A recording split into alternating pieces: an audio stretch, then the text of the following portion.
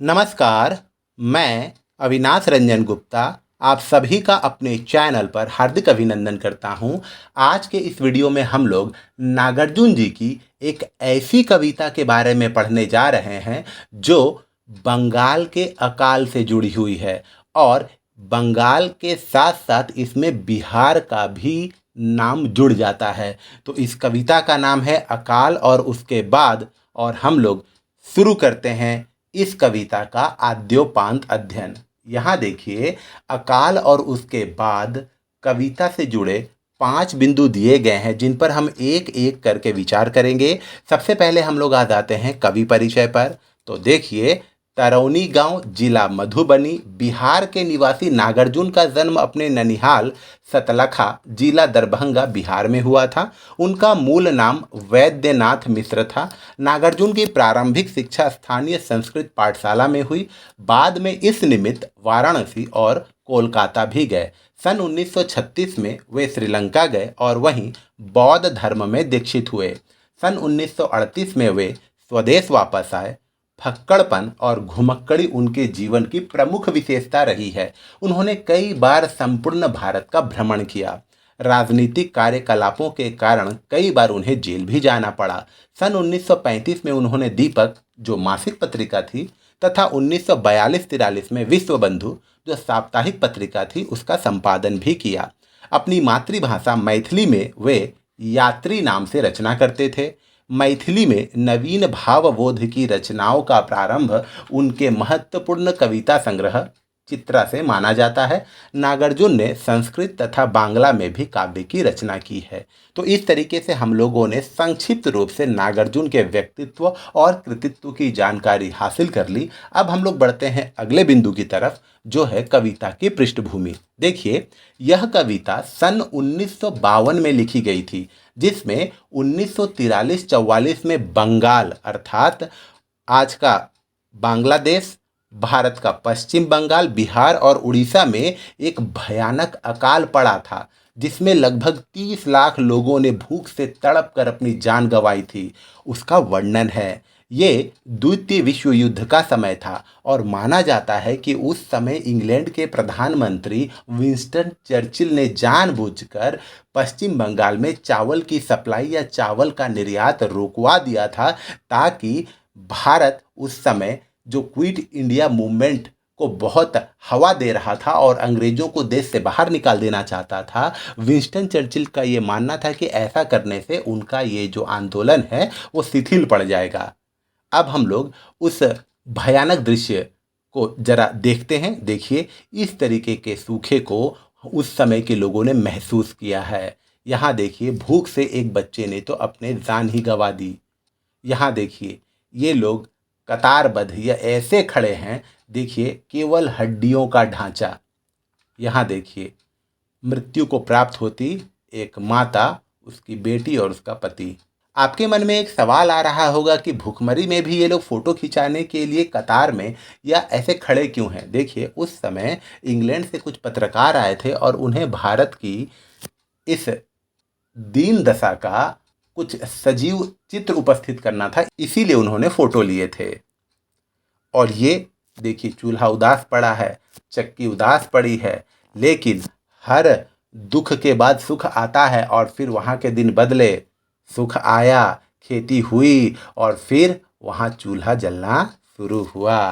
अब हम लोग आ जाते हैं अगले बिंदु की ओर, जो है पाठ परिचय। देखिए, नागार्जुन द्वारा रचित अकाल और उसके बाद कविता में बिहार में पड़े अकाल और उसके कारण फैले भूखमरी के कारुणिक दृश्य को दिखाया गया है। यह कविता नागार्जुन की कविता संग्रह सतरंगे पंखों वाली से ली गई है। यह कविता केवल प्रकृति के कोप को नहीं, वरन सत्ताधारियों की लापरवाही और धन लिप्सा का बेहुदा दृश्य भी प्रस्तुत करती है। अगर विंस्टन चर्चिल चाहते तो शायद 30 लाख लोगों की जानें नहीं गई होती। अच्छा, अब हम लोग बढ़ते हैं अगले बिंदु की ओर, जो है व्याख्या भाग और सबसे मुख्य भाग। देखिए, छोटी सी कविता है, मैं पढ़ने जा रहा हूँ। कई दिनों तक चूल्हा रोया, चक्की रही उदास। कई दिनों तक कानी कुतिया सोई उनके पास। कई दिनों तक लगी भीत पर छिपकलियों की गश्त। कई दिनों तक चूहों की भी हालत रही शिकस्त। दाने आए घर के अंदर कई दिनों के बाद, धुआं उठा आंगन से ऊपर कई दिनों के बाद, चमक उठी घर भर की आंखें कई दिनों के बाद, कौवे ने खुजलाई पांखें कई दिनों के बाद। ये रहा शब्दार्थ। कठिन शब्दों के सरल अर्थ यहाँ दिए गए हैं, बहुत ही छोटे से हैं। आप जरूर इसका अध्ययन कर लीजिएगा। हम लोग बढ़ते हैं संदर्भ की ओर।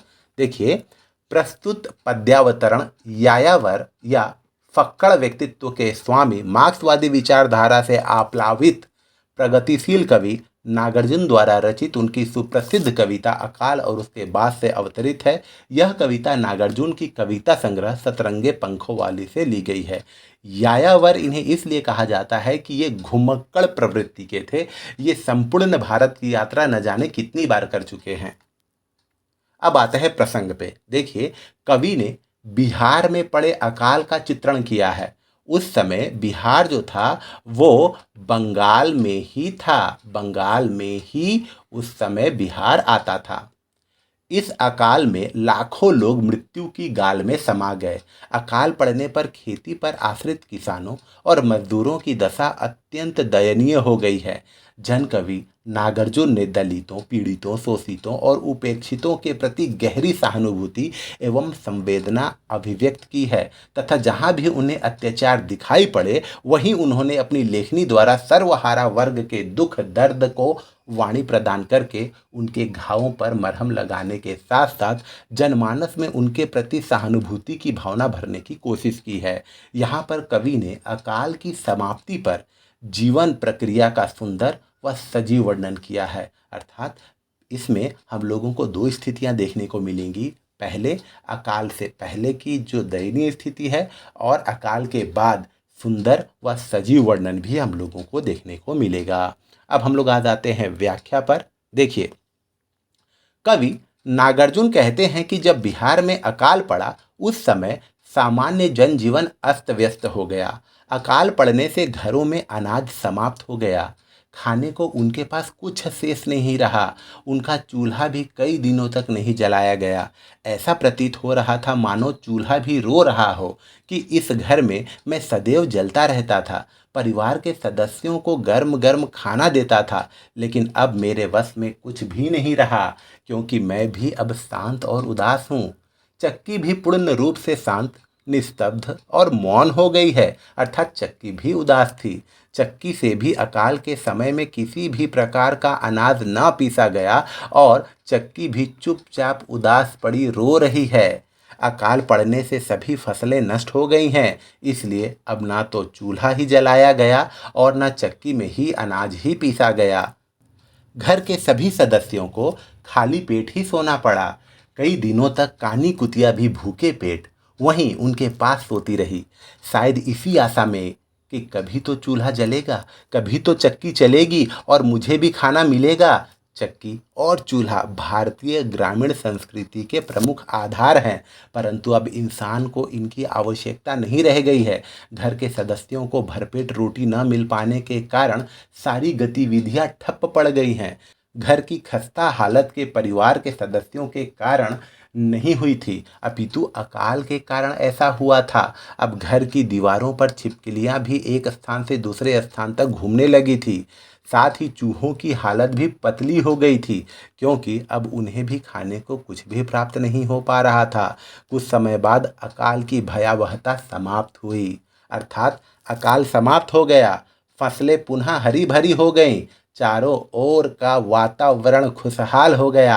भयंकर प्राकृतिक आपदा बीतने पर घर में अनाज आया और नवजीवन की आशा, उल्लास व उमंग चारों तरफ फूट पड़ी। घर में अनाज आने से चक्की भी खिल उठी, अर्थात उससे अनाज अब पीसा जाने लगा। चूल्हे में भी धुआं, अर्थात काफ़ी दिनों के बाद घर के आंगन में धुआं फैला।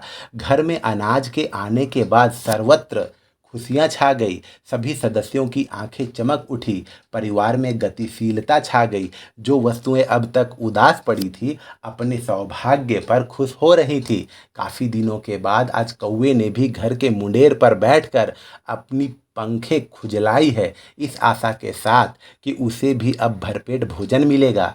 कवि का यहाँ अभिप्राय है कि जब अकाल पड़ता है तो संपूर्ण वातावरण शांत निस्तब्ध हो जाता है, सभी प्रकार की क्रियाएं बंद हो जाती हैं, परंतु जैसे ही अकाल समाप्त हो जाता है वैसे ही वातावरण में उल्लास एवं आनंद छा जाता है।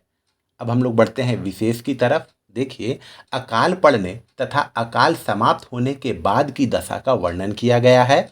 चूल्हे का रोना, चक्की के उदास होने में मानवीकरण अलंकार का प्रयोग है, क्योंकि चूल्हा न कभी रोएगा और न चक्की कभी उदास होगी। कानी कुतिया क वर्ण की आवृत्ति के कारण अनुप्रास अलंकार है। भाषा सरल, सहज, स्पष्ट एवं ग्रामीण अंचल की शब्दावली से युक्त है। चूल्हा, चक्की, कानी कुतिया, छिपकलियां और चूहे गांव के आर्थिक रूप से दयनीय अवस्था वाले परिवार का वातावरण बनाने में सक्षम हैं। भाषा के नए प्रयोग आकर्षक एवं रोमांचकारी हैं। सरस छंद योजना है। वर्णनात्मक शैली है। अप्रत्यक्ष रूप से अकाल के दुष्प्रभावों का वर्णन हुआ है।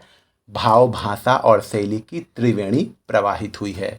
तो इस तरीके से हम लोगों ने इसकी व्याख्या पूरी की। अब हम लोग अपने अंतिम बिंदु में आ जाते हैं, जो है प्रश्न अभ्यास।